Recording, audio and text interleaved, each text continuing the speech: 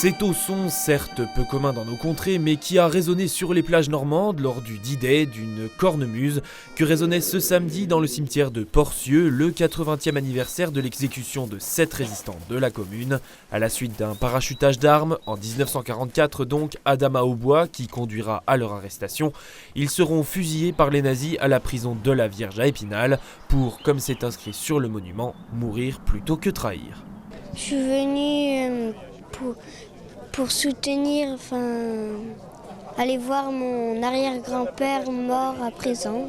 C'est plutôt important pour ma mamie et pour moi, pour ma famille. Je pense beaucoup à mon papa. J'allais avoir 2 ans quand il a été fusillé. Donc j'y pense. Je lui parle tous les jours.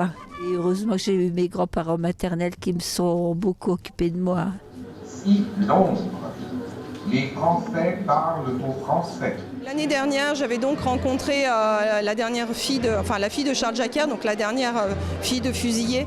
Et je trouvais que c'était important de symboliser le 80e anniversaire. Mon grand-père, il ne se serait pas blessé. Il aurait dû faire partie de ce parachutage et on aurait donc été sans doute arrêté. Je suis ingénieur et sous-directeur à la mairie. J'ai 3 enfants. J'ai été arrêtée sur mon lieu de travail à Marseille. J'ai une fille. C'est un rôle très important qu'on nous a donné.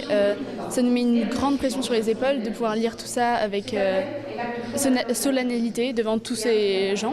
C'est quand même un membre de ma famille et c'était très important pour ma famille. C'est toujours émouvant de représenter quelqu'un et c'est dur aussi parce qu'on ne peut pas savoir comment la personne était. Mais après on a fait de notre mieux et je pense que ça a ému pas mal de gens. Pour moi c'est important de conserver l'histoire et de le partager à notre génération tout sans oublier ce qui s'est passé avant et que sans eux on ne serait pas là à cette heure-ci. Le couvent des Sœurs de la Providence de Porcieux accueille cette exposition sur la résistance et la libération, avec entre autres des dioramas grandeur nature et de nombreux objets d'époque, à voir les après-midi jusqu'à ce mercredi 8 mai.